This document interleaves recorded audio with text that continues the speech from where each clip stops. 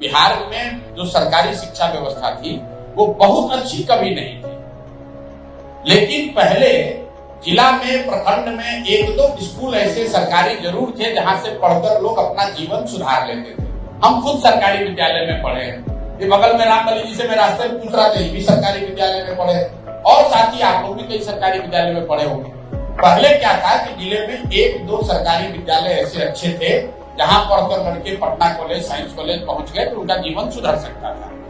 ये नीतीश लालू के राज में समता मूलक शिक्षा नीति बनाने के चक्कर में इन्होंने क्या किया कि हर जगह स्कूल के नाम पर बिल्डिंग बना दी, शिक्षा की चिंता नहीं की। नतीजा क्या हुआ, जहां स्कूल के विद्यालय के भवन बने वहां पर शिक्षक नहीं है, जहां शिक्षक है वहां भवन नहीं है, जहां दोनों है वहां पढ़ाने का साधन नहीं है, और जहां तीनों है वहां पढ़ने वाले बच्चे नहीं है। इधर कौन सी कक्षा के बच्चे बैठे हैं? क्लास का है। अच्छा, ये 6 क्लास का है। और इधर 7 है, 8 है। और वो 8 जी। 6, 7, 8 के लिए तो अलग अलग कमरा होना चाहिए, तो एक ही कमरे में जमीन नहीं है सर, भूमिहीन है।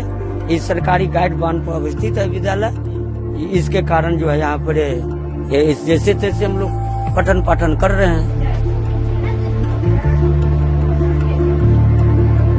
बिहार में कम से कम 3 से 4 हजार विद्यालय को भूमिहीन और भवनहीन देखते हुए दूसरे बगल के विद्यालय में पहले शिफ्ट किया गया, बाद में उसको मर्ज कर दिया गया।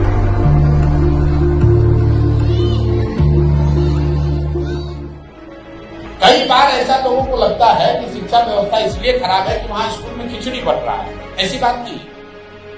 अगर खिचड़ी बटने से शिक्षा व्यवस्था खराब होती तो 6वीं क्लास के ऊपर के विद्यालय में तो खिचड़ी नहीं बटता है, वहां पर पढ़ाई क्यों नहीं हो रहा है?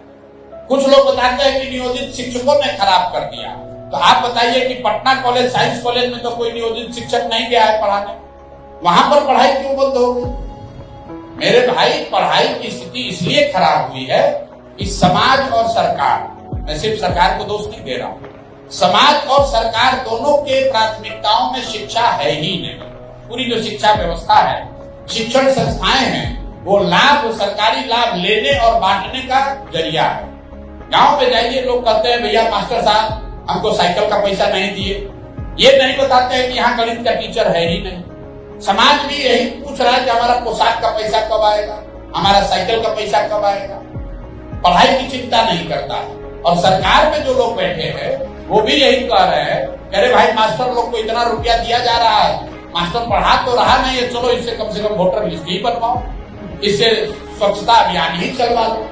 कहीं न कहीं इसी वजह से बिहार में शिक्षा व्यवस्था पूरी तरीके से ध्वस्त हुई है। और मैं आपको अंतिम एक बात बताऊं, जब इस दौर का इतिहास लिखा जाएगा, 20 साल नीतीश कुमार के मुख्यमंत्री काल का जब इतिहास लिखा जाएगा, तो उनके शासन काल में बिहार में शिक्षा व्यवस्था का ध्वस्त होने को उनके जीवन का सबसे बड़ा काला अध्याय बताया जाएगा। ऐसा इसलिए कि कल एक अच्छी सरकार आ जाए, सड़क टूटी हुई सड़क बन सकता है, अगर बिजली नहीं है बिजली आ सकती है, भ्रष्टाचार है उस पर रोक लगाया जा सकता है।